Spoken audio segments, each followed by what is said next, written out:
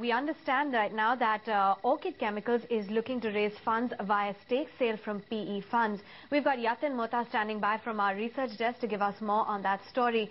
Yatin, highlight, why the company is looking to raise funds.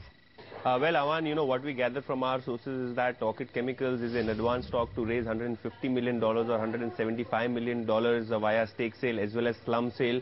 Now, this $150 million or, close to 900 crore rupees is what the company is looking to raise via placing some shares to private equity investors.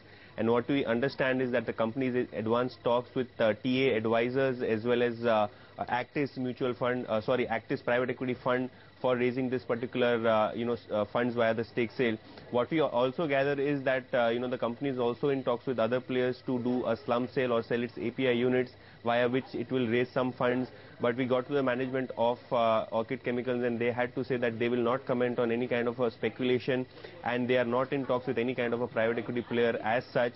Do remember the company is planning to reduce its debt on its book, which is close to 3,000 crores in terms of short-term liabilities and long-term liabilities, and it targets a debt-to-equity ratio of 1:1 by FY13. So clearly, fundraising it was the company is looking at to raise at this point in time. And if you see the stock performance of Orchid Chemicals, that is down nearly 52% on a one-year basis. So clearly, the debt pressure is mounting on the company's profitability, and equity raising what the company is looking to do in order to just get out of the pressure of debt which is it's currently facing.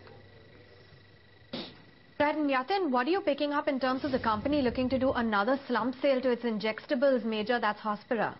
Well, Aman, if you look at the company's current market cap, it's close to 800 crores, and equity dilution to a big extent will happen if they are going to place shares to private equity investors to the tune of $150 million. But now the company is also exploring to sell one of its API units to Hospira. That will garner them some cash and help them to reduce the equity dilution at this particular point in time. Do remember in December of 2009 the company had sold their injectables business to Hospira for a consideration of $400 million, and now the board is mulling to sell one of its API units, which either could be the Aurangabad unit in Maharashtra or their Chennai facility. Either one of them would be sold to Hospira to gather some funds and avoid some kind of big equity dilution. So the company is exploring the private equity placement as well as the slum sale of its API business to Hospira in order to raise funds and reduce the debt pressure on the books.